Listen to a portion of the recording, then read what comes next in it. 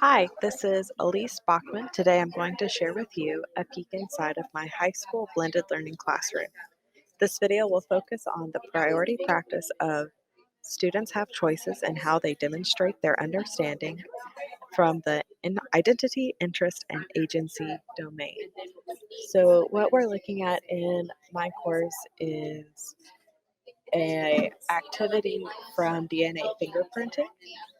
Um, what I wanted students to be able to do was to understand how to read gel electrophoresis, how to determine um, a match or inheritance.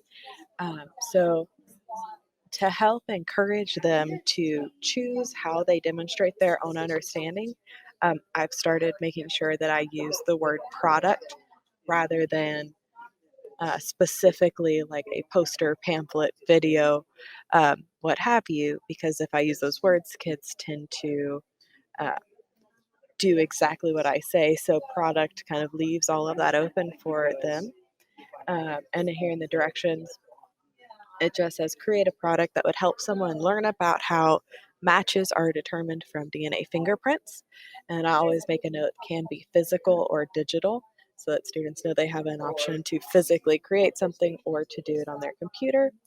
And I do have a lot of students who enjoy making videos, uh, but I always put this note in here that you don't have to actually appear in your own video to help encourage students who maybe are interested in a video but just don't like being on camera, that this is still an option for them.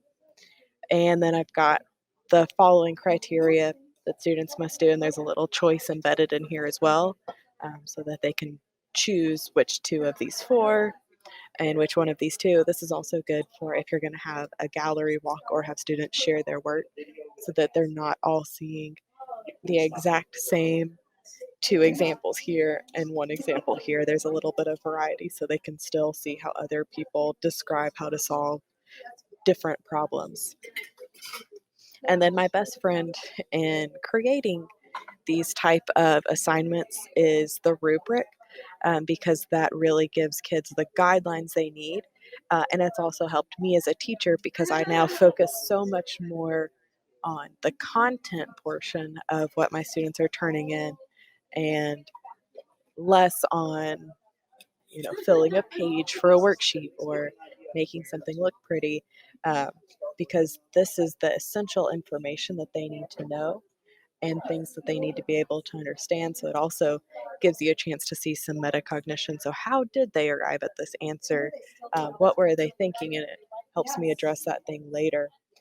So, making sure your expectations are super clear was really important for me and something that took a lot of practice and feedback from my students as well.